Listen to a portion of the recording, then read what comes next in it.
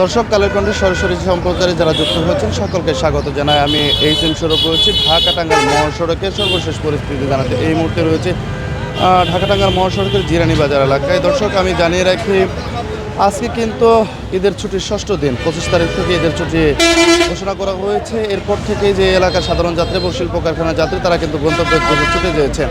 আমরা আশঙ্কা করতে পারছি যে আজকের পরে আগামীকালে হয়তো ঈদ হবে, তাই গতকাল বিকেলের দিকে এমনটি যখন আভাস পাওয়া গেছে তখনই কিন্তু যাত্রীদের একটু ভিড় বেশি দেখতে পেয়েছি, মহাসড়কের চাপ দেখেছি, সেই সাথে দূরপাল্লার পরিবহনেরও চাপ দেখেছি।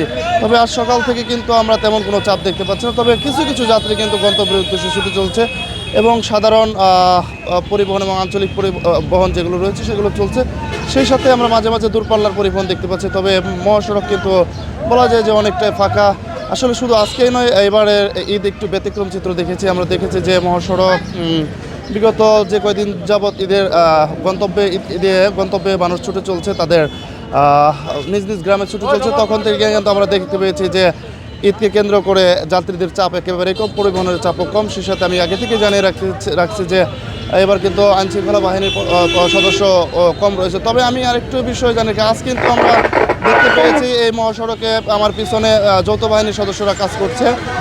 তারা কিন্তু সড়কের নিরাপত্তা এবং যাত্রীদের নির্বিঘ্নে বাড়ি পৌঁছাতে তারা মাঠ পর্যায়ে তাদের কার্যক্রম অব্যাহত রেখেছে।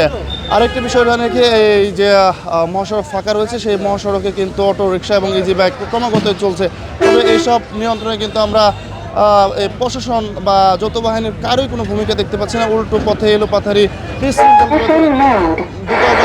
মহাসড়কে পরিবহন চলাচল করছে।